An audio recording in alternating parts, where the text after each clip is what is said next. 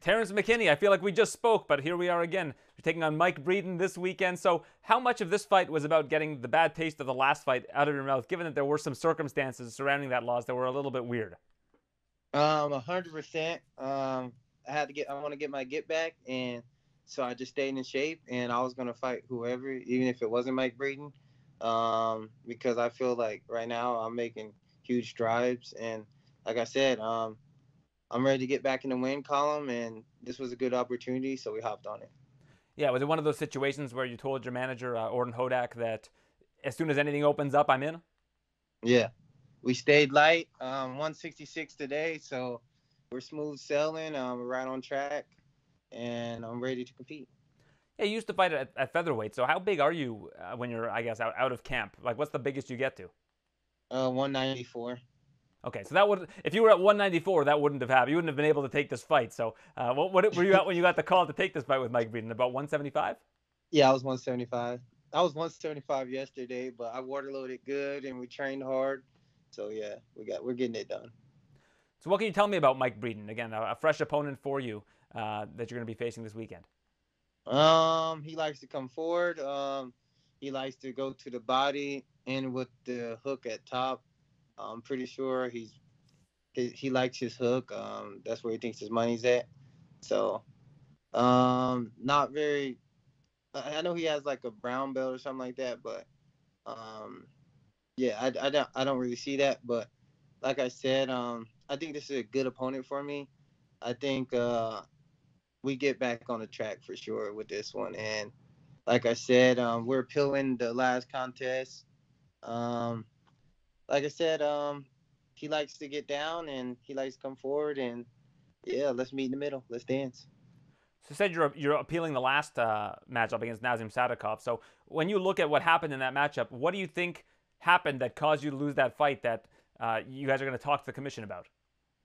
As you guys see, like he put his toes in the fence in the first round to help him defend on the back, and then I think he was just so worried about me taking him down again. Like he grabbed the fence, and you could see as he grabbed the fence again, it crunched me all the way down to my butt versus being in a good position to finish the takedown. And then he did it one more time, and then I was completely like in a bad position, and I tried to readjust, and then he was able to take my back and get the rear naked choke. So he swatted him once. He already did it again the first thing. That should have been a point deduction, and that should have been my round. I think he would that would have been a point taken away. Uh, we could have went back in the same position. I think I would have got the takedown if he didn't grab the fence, and I think he would have had to go crazy the last round, and I think we would have been able to capitalize and get some counters because he would have to be swinging too big, and I think we could have got him out of there. But that's just how the cookie crumbles. You live, you learn, and yeah. But we're definitely appealing that, and I think me and him probably gonna fight again in the near future. I bet. I don't know if you know this, but in the 3 weeks since your last fight, there's been a change to the unified rules of mixed martial arts that allows for the referee to take away positions a little bit more liberally, or to award positions, or not necessarily award positions, but to kind of look at the fighting styles of the fighters when they decide how they're going to reposition the fighters. What do you think of that rule change if you had seen it?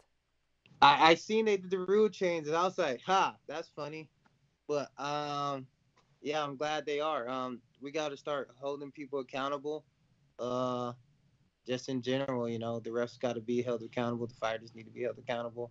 And yeah, the rules are there for a reason. We need to start being strict about them. What do you think should have happened there? I mean, obviously it's a blatant fence grab, which is against the rules. If a point wasn't going to be taken away, which obviously it was not, what do you think the ref should have done in that situation? I think I should have started reading a position instead of being on my butt. I should have been on my knees again and a little bit away from the cage. I'd have been cool with that. So if you could have chosen position, if the referee would have called timeout, said you're grabbing the fence, Terrance, what position do you want? Although I don't think that's how this new rule is going to work. But if you were given your preference of position, obviously you can't get mount or anything like that. But based on that sequence, what would have been your preferable position in that situation? Just being stood up Um, completely? I'll be down to just to stand up completely. Honestly, that would have worked with me. Or if we could have started in the same position but away from the cage, I'd have been cool with that as well. Well, best of luck on your appeal there. I listened to a podcast Megan O'Leary put together about your basically how you became a UFC fighter and your journey. And a lot of people are familiar with one part of your journey, which was there was a night where you had basically overdosed on drugs and your heart had stopped twice on the way to the hospital, where basically you had lost your life twice in that night. And we got to learn a little bit more about that night in the podcast, about some visions that you had during that time and what it was like for you and why that night in particular convinced you that you were put on this earth to become a fighter. So can you tell us a little bit about that and why that's such a big part of your journey? That one night was so pivotal to where you are right now.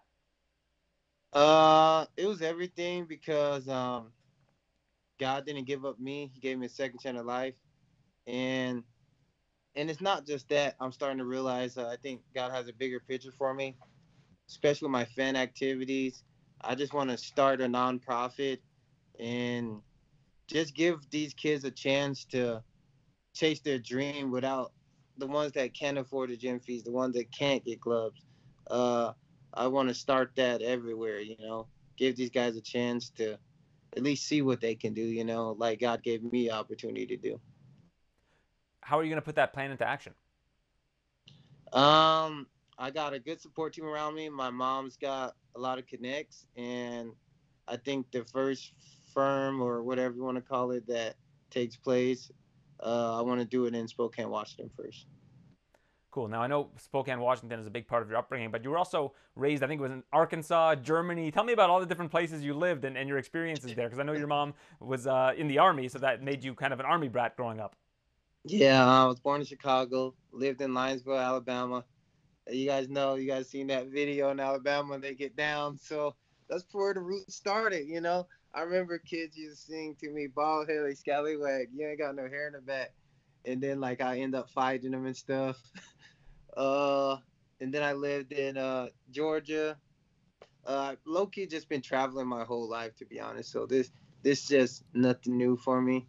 It's all like I feel like God's been training me for this my whole life. What's your favorite place you visited in the world? I'd have to say Brazil. I love Germany as well, and then Miami's always my favorite place to go. That's great. So, what kind of an influence does your mom have on your life now? How often are you in touch with her? She lives in Texas with you now, right? No, but she comes and visits. She's still in Washington. My mom's a huge motivator just because her resilience and her ability to defeat the odds. And I just got to see what God was able to do in her life. So that's why I'm such a firm believer. And she's never given up, got her hand broken with a bat, still learned how to write with her left hand. Like, just to have grit like that and to push through, I just refuse to ever give up because I ain't go through nothing like that. For me to give up, I'm sorry. So uh, that's why I think about my mom and what she went through. I think about what God did on the cross for us. He had to carry that. He had to get pierced. For me to give up, it's not in my DNA. And it seems like fighting was something you always gravitated towards, even as a child. From again this podcast, like you were fighting her boyfriends or whatever, or Yeah, I challenging always them. wanted to wrestle him and stuff. Yeah, I was just always a ball of energy, and my mom we grew up on the karate movies like Jet Li, Fearless, uh, classic karate movies like that. I just always loved it, and I was like, man, I'm trying to do that, man. And I always thought I was Goku. I just loved fighting scenes. Uh, it was just something I was always passionate about. Now, after your last fight, I don't know why I went and did this and what prompted me to do this, but I looked up your username on Twitter to see how people were reacting to your loss to Sadikov. And you get a lot of hate on Twitter. I don't know if it's because you're super active on social media, but I've never seen anything like that. And I was thinking to myself, like, I hope that this guy doesn't open Twitter tonight and or X or whatever you want to call it now, and see these kind of responses. But do you go and look at those responses after a loss? And if so, how do you react to that? I mean, losing is already hard enough, but now you got to go and look at this kind of stuff. Um, I think it's more so like they're mad that I still get support even after I lose. Like I still got more followers than everyone I lost to. Like I think I think they mad because I stayed happy. You know what I mean? I think they want to see like defeat on me, you know? Like, oh, you lost. You shouldn't be smiling and stuff, you know? But like I tell people, if you're faithful with a few things, God make you rule over many. So I count my blessings, you know. I always find a way to be happy, you know. Like my son's healthy, my bills are paid, my brothers are doing good. He's a warrant officer. My other brother has a great job. My other brother is doing nursing stuff. Like, you know what? I was like, I'm at a loss, but life's good, man. My son just turned 1 today. Happy birthday, Elias. I love you, son. Uh, yeah, man. I think they hate to see a man happy, you know? That's what I think it is. Well, I think one thing you've got going for you is that adversity has never made your life worse. It just seems to make you get better and improve and stay winning, as you say. So even though that kind of thing can happen from time to time, not every fighter is going to retire undefeated. It seems like it's always made you a better person. So it's great to see your resilience and to see you bounce back like this and take such a tough, short notice fight like this after losing just 2-3 weeks ago. Best of luck to you against Mike Breeden on Saturday, and always a pleasure catching up with you. Yes, sir. Good seeing you, Aaron. Love, brother, and stay blessed.